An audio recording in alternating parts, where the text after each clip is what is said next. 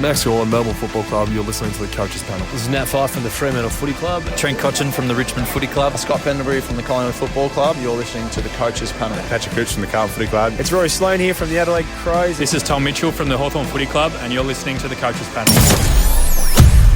Hey friends, it's MJ from the Coaches Panel. We're already into the back half of the top 25 of the 50 most relevant. You got MJ with you. Sitting alongside me for this episode, I've got Kane. Hello, mate. How you doing? Very well, MJ. Into the low 20s now. Low 20s, the age which is exciting. To be, but the body says, no, MJ, you are not in your low 20s. Put another decade and then maybe you're getting a little bit closer. Look, we're talking about the Essendon Football Club captain, Dyson Heppell. He is number 23 in the 50 most relevant. And he's that kind of guy that when you say, oh, how old's Dyson Heppell? People go, 30, 32. He's 28 years old. It's reason it feels like that is he's been so consistent for us amongst the fantasy footy community for so long, relevant from day one with that incredible debut season for us. That doesn't feel that long ago. If you're like, I remember picking him as a cash cow. You've been playing this game for a mighty long time.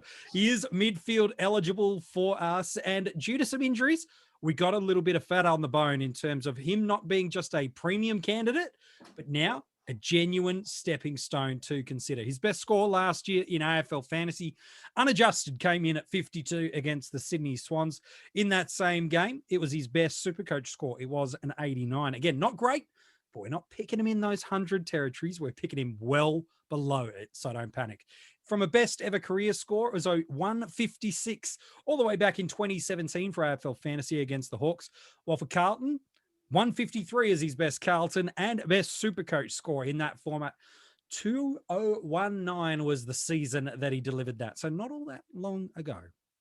If you want to look back at his average of last year, a 41.3 in AFL Fantasy and Dream Team, that is an adjusted average of 51, while SuperCoach 66 is what he's priced at. We do have a little bit of a discount on him based on his price point, because in that format, $319,100, $566K in AFL Fantasy, just a touch under $350,000.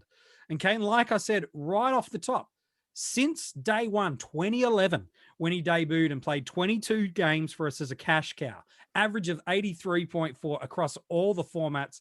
He was a year-long keeper as a cash cow. And since then, he's been someone that's always been in and around the mark of our fantasy footy sides. Yeah, MJ, it's so true. Again, to have a debut season in the 80s is just incredible. And add to the fact that he played every game, it's no surprise that people have fond memories of him as a cash cow, because he was one of the best we've had. You fast forward to Dyson Heppell's, career 10 years later in a fantasy perspective, and really it's just that 2014 season where he was averaging 106 across the board that you'd probably consider to be elite. We know he had some defender eligibility in previous years, but for the most of his career, he's been that sole mid, and he's been the guy that has tempted people at times because he does have a really good ceiling and he can get off to some really big starts. And I feel like a lot of those starts did come in the first few rounds of the season. And we know if you have a big score in round 1 or 2, a lot of people like to pivot to a player like that before the prices change. And when you look at it as a whole, though, he really has just been a 100 guy, which is someone we'd overlook at times. But like you mentioned, MJ, we're not paying that price tag anymore. This year in particular, we're paying, mid-tier level where we've got guys who we think can take that next step, whether they're first or second year players coming into the league, or we've got guys who've had big injuries, or we've got guys that really we just know aren't proven scorers. So to have a guy like Dyson Heppell that's got runs on the board for 10 years, the fantasy game's there. I think the clear concern is what's the go with the body? Well, that ultimately, and we'll spend a bit of time on that in a second, is really going to be the ultimate definer. More than role, he's clearly best 22 as the voted back in captain of the club as recently as just a week ago at time of recording. What coaches do need to remind themselves, and it's a very different time. If you go back to 2014, it was a very, very different time. And it is dangerous to go this far back, but there's a reason why people do hold him with such high acclaim. That year, 13 tons across the formats. And he's done similar across his career. But some of the scores that he was delivering all the way back then had people thinking, certainly for AFL Fantasy and Dream Team, He's the next elite 110 career premium. Again, listen just to some of these tons that he delivered back in that format of the year: 150, 120, 144, 129, 127, 126, another 152, and ended out the year with a 129 and 120. Bunch of 120s, 130s through that year as well. So he's this guy that has shown, and it is a long time ago now, pre that year off with the drug saga. It's a long time since he's delivered big tons. But over his career, he's been a really durable player for us and has still delivered good scores. Go back to 2019.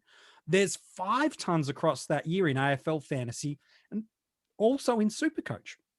107 in round 1 back in 2019 in AFL Fantasy, 114, 123, 116, 111, while in SuperCoach, 125, a 118, a 115, a huge 153 in round 11 2019 against the arch rivals in Carlton, and a 101.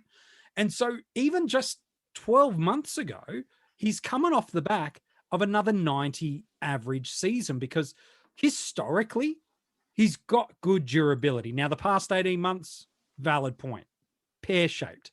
But if you want to look at his average of just the 5 years previous to 2020, here's what he's rolling with: 106, 101, 100, 101, 93. That's for AFL Fantasy. While SuperCoach, 106, 104, 99, 101, 94. And here we've got a guy in Dream Team and SuperCoach.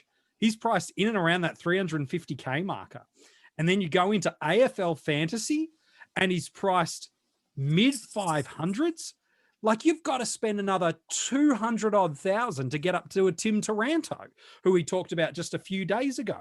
You've got to spend another 150,000 on top of that to start looking at the upper echelons. How big of a gap could there be in terms of a fit and firing Heppell? That's the question. We'll talk about it in a second.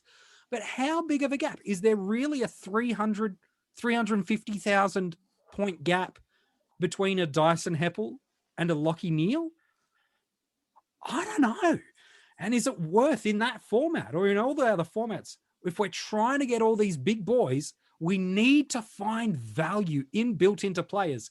And it's not just a forecasted. It's not just a could he do it? It's a he's done it year upon year. Well, MJ, this is what's fascinating about his durability. And I think people will take both sides of this discussion. In Heppell's debut season in 2011, all the way up to round 16 in 2019, he missed 6 games. In the last 25 games, he's played just 6. So is that a really unlucky stretch? And we look back and go, look how durable this guy was? Or a guy that's going to be 29 this year, is all that toll catching up, and injuries, unfortunately, are going to be something that he has to put up with. Granted, I think the lucky thing for us as coaches is the range he's priced at. Yeah. The risk and doesn't matter. The risk is not really there as much as a premium. And the scores you read out, those ceiling games, at his price tag, he can quite comfortably generate 125, 150, potentially 200K. The caveat I have, if he makes 200K in a format, is he's playing so well, you've got no intention of trading him. Yeah, probably. It was Jack Viney last year. People said, I didn't jump off at his highest point. Well, you would have been mad in a way to jump off at his highest point, because he was also averaging 115. It's one of those things. If he starts making that much money, he's doing so well that it's not even worth the trade. So if that's sort of what he can do in terms of cash generation, that's mitigating a lot of risk, especially if we're not super comfortable with our rookies, to have a guy, like you said, captain of the club, so you know he's playing every week.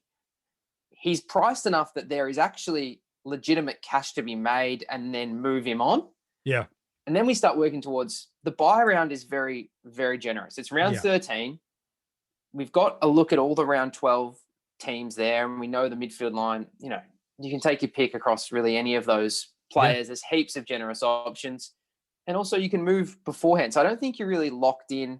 We've got so many DPPs now as well that if you had to, you can always swing, your side bottom, your Dangerfield, your Roy Laird in defence, and then go to a stepping stone in another line. I think the tricky thing that people will have is do you want to structurally have a stepping stone? Because some people are just structurally opposed to having a stepping stone type player. They don't see it worth it. Heppell, even if Heppell played out the year, I don't think anyone thinks he's a guy that's challenging the top 8 mids. I think we're all pretty comfortable at the stage of his career he's at. Now, I'll caveat that for AFL Fantasy is, yes, possibly if the stars aligned, he got defender status, maybe in that back half of the year, he could be a top 6 defender in a stretch. I still think that's a really competitive line, and you've really got to be up in the, the high 90s, low hundreds, I think, with some of the guys we've got in that defender crew. But I think there is a spot for a Dyson Heppell in your starting team this year. Again, I think the only way is not is if there's so many cows that we don't need a player like that. We can get someone that's, bargain basement cheap, and we can go more guns and rookies. But at this stage of the preseason, MJ, you cannot strike Dyson Heppell off your watch list. No, not from a cash cow perspective, but also then he's starting to build his workload up at training there.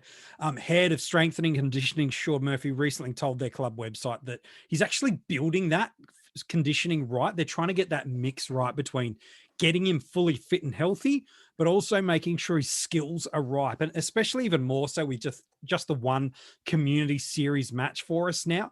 Teams, I believe, are going to be much more intent on giving us a closer look at their best 22 with that one game. They don't have the opportunity to go, oh, we'll give the kids a go. Oh, we'll just trial. No, they want that one real hit against genuine opposition, albeit at different intensity, to trial these things. So what we're going to see is if Heppell's fit and firing, he'll be in that squad.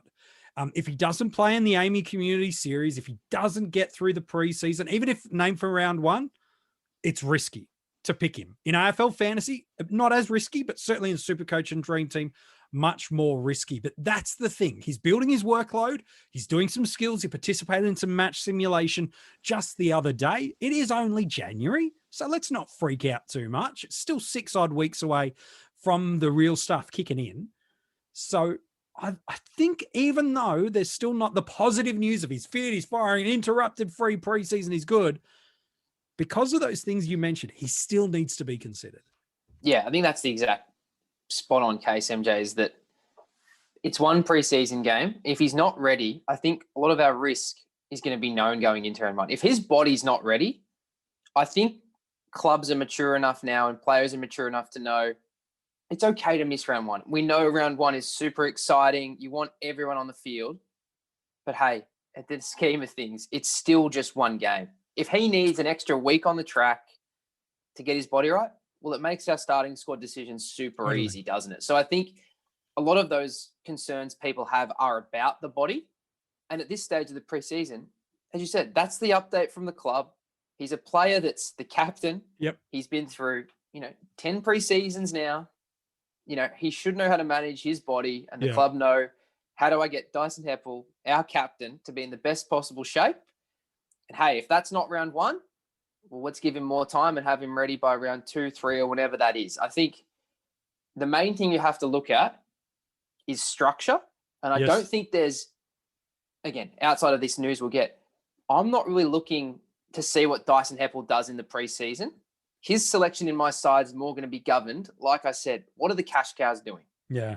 Do I have confidence in these guys that they can stick around? And obviously, ideally, can they score enough that they can generate cash? Yeah. I think it's not so much what I can see from Dyson. Again, we've been through 10 years of data of what he can do. Yeah. Again, is he peak Dyson Heppell? Probably not. At the price tag, doesn't need to be.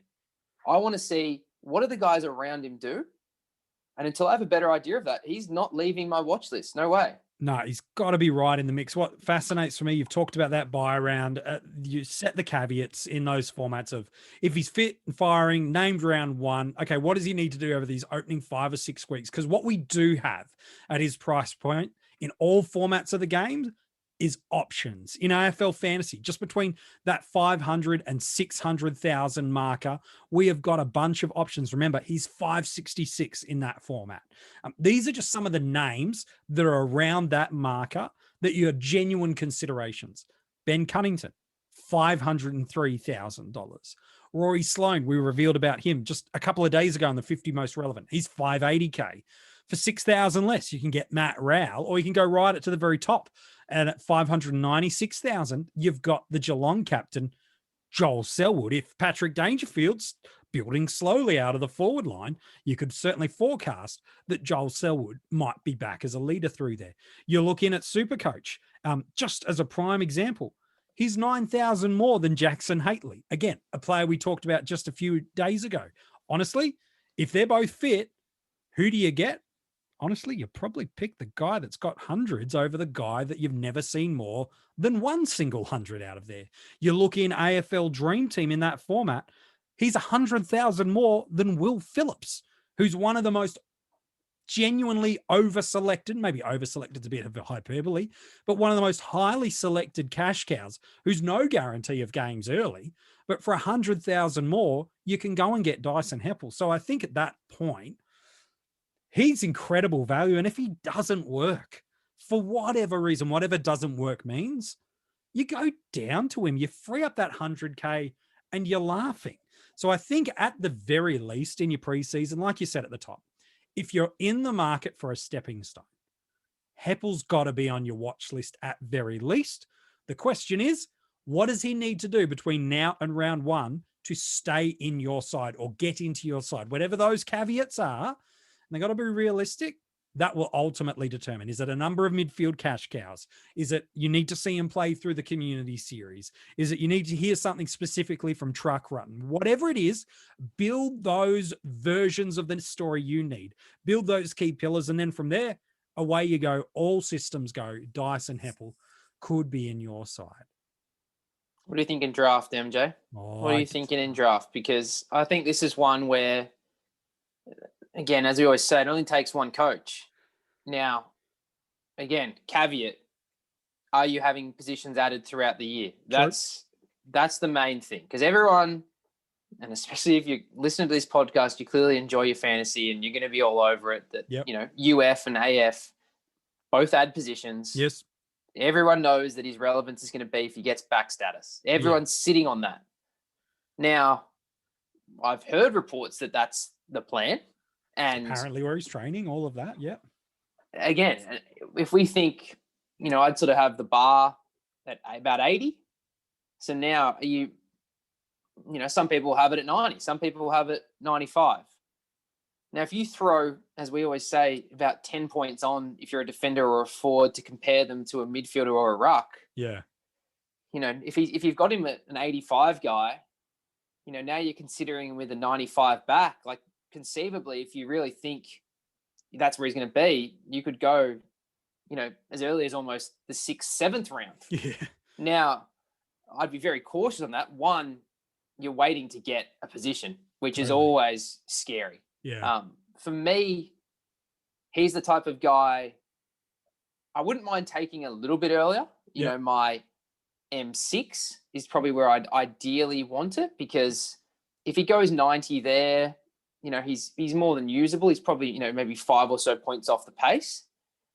But also, like we always say, if you're going to target a Dyson Heppell, or if you even want to go a little bit early on Dyson Heppell, back it up with another midfielder, not just for durability purposes, because ideally your intention is to swing them forward. Yeah. If you've stacked your back line, Dyson Heppell, that appeal is not there for you. If Lloyd's fallen to you, if you've somehow picked up a Laird or a Whitfield as well, just by the nature of your draft, and, you just kept saying defender's the best value, like your appeal for a Heppell's not really there. The appeal for Heppell is if you're looking at the defenders that are around and you're thinking, geez, these guys are all same. Yeah. I might just bolster that midfield and really hope that I can move Heppell to to the defense. Like, that's your dream scenario. Yeah, it is. As I said, the range is going to be crazy of when people take him. Yeah. I always get nervous about drafting a guy with the hope of DPP. The only reason I would ever use that as a position, as a reason for picking him, is if I can't split two players. If I'm looking at a Heppell and a Haitley, I'm just picking a name out of the hat we go. I both think they're going to score around the same. Well, I'll pick the guy that I think's clearly an option for picking up DPP. So that's for me where it is. I don't want to draft Dyson Heppell on the field, though. I feel like on draft day, where I'd like to get him is a spot I'll probably miss him. was going to say, MJ, if you're thinking off the field, he's not in your calculations then, is he? No, really? Not really. Like if someone wants to go, look, I want to get him an M7. Cool. Okay, I'm not going to talk you out because at that point, as long as you're supporting the pick, we're in round 15, 16 then. Yeah, really. Yeah, that's as early as it is. I think there's a small margin that you could go for him. It depends on how people around the draft like to go for it. Our friends at the Draft Doctors have that mock draft simulator. You can go and check that out, see where you find comfort in picking him. But again, where I probably feel comfortable getting him, I know in drafts I'll likely miss him. And that's okay. You've got to have those guys where you go, this is my range and I'm not going any earlier. And if they pop and go great, that's okay. I didn't feel comfortable getting him at an M7. I only felt comfortable getting him at an M9. So that's okay. Every single one of us, you should do your tiers. You should do your rankings. Yeah, our Patreons, we give you our tiers and our rankings. We'll do that for you through February and March. But do your own work. And because then it helps you back. Well, you have to, MJ, because the real key in drafting is understanding what's left in the pool. Correct. Like, that's why it's not as simple as saying, here's our list. We've ranked 300 players. Yeah. Because even personally, if I was to do a list like that, if I see forwards going, I have to adjust that. If I see rucks going, I have to adjust that. You have to adjust based on all of that. And obviously as well, you're drafting against people too. So you have to be looking at what they're doing. What are they trying to do? What their squads are. Again, it's always so fluid. And that's why it's so fun because it changes every time. Again, I'm in the similar boat. I think his body's clearly not holding up the degree it was when he started. And that's more than fair enough. It's a bit Brett Deledio-ish, isn't it? Like great durability early on. And then as he goes, it just seems to fade. Well, that's what's so scary, MJ, is that this could genuinely be a guy that, you don't even get to use on the field. He's just a guy that's just sitting there. He's in low 80s, mid only, and you don't even want to use him. He's just depth. Yeah. As I said, then there's going to be someone who's convinced, geez, if he gets back to being fitness, he's a 90 back. Now he's right in contention of, the top 10 defenders and he's deserving of a 5th, 6th round pick. Yeah, exactly. Again, I think the chances of one are greater than the other. And I think the real, middle ground is where you want to be picking him in, 12 to 16 round mark. But as I said, if there's a keen person who's, thinks they've got some mail that he's flying and he's playing in defense and it's going to be a kick mark game back there. Again, I get that as well. So that's why your draft has to be your draft. Yeah. Put some time in, understand it.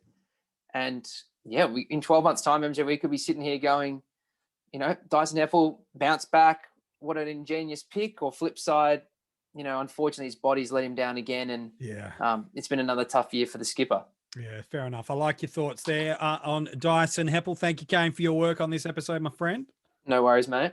If you want to go and check out the article, it is up online now for you at coachespanel.tv. All the other players we've revealed so far, a new article has landed every single day since 2021 began. Go and check that out. You can go back and listen to all of the podcasts with SuperCoach, DreamTeam, and AFL Fantasy. All your formats are now, basically open. SuperCoach opened at midnight. AFL Fantasy's been open for, it feels like forever.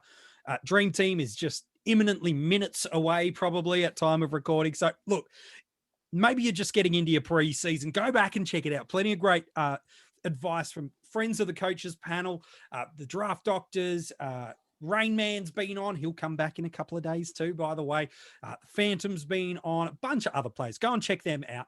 Some great friends from the fantasy community and the coaches panel giving you fantasy footy advice to help you through your 2021 fantasy footy season. Well, number 22 of the 50 most relevant, a pretty important player. But is he important because you have to pick him? Is he important because he's a lock top 10 in his line? Or is he important because you can take him on and maybe make up some points against the others? Who is it? I'll tell you about him tomorrow in the 50 most relevant. Give it all, now give it truth, give it up,